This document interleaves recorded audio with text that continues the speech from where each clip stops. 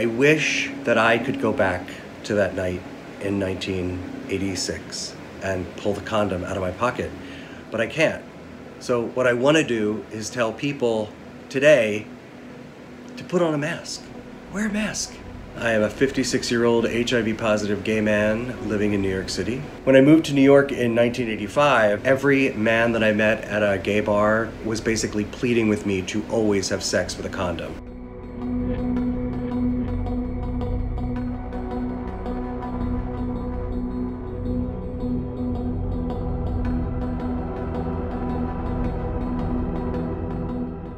Until scientists find a cure for AIDS, education will be our only vaccine.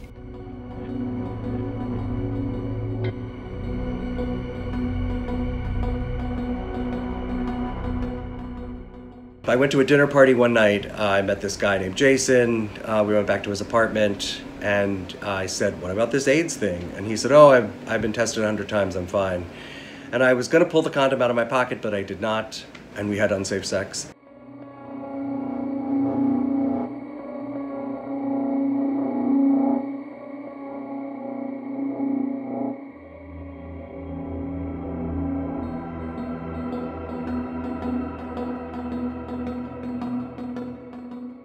Two years after Jason and I broke up, a friend of mine told me that he was in the AIDS ward of St. Luke's Hospital. I went for a blood test to see if I was HIV positive, and then that day I went to the AIDS ward to see Jason.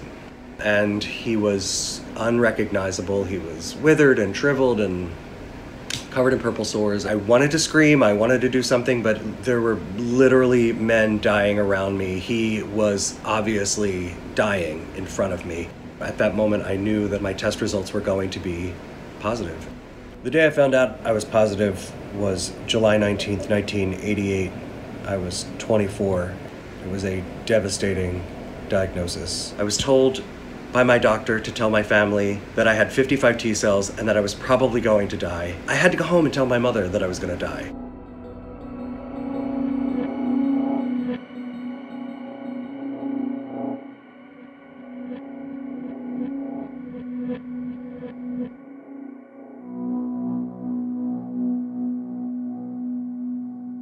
For 30 years, I blamed Jason for infecting me. It wasn't until the whole coronavirus pandemic started and the mask debate began that I realized that I might be at fault.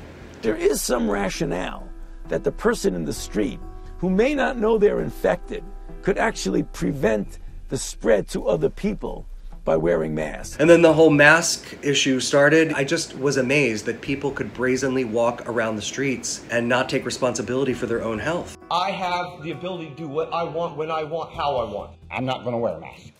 I just can't. And then I realized that I did that. I didn't take responsibility for my own health. That night that I didn't pull out the condom, I did the same thing. In 32 years, I never once blamed myself for this until the coronavirus.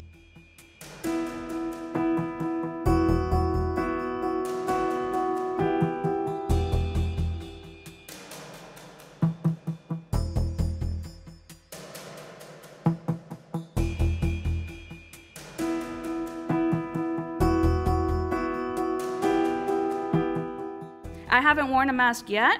I'm not wearing it today. Besides, despite what you guys do up here today, I'm not wearing one tomorrow.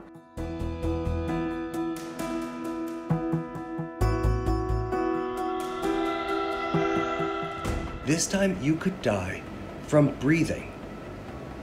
And people just don't seem to take it seriously.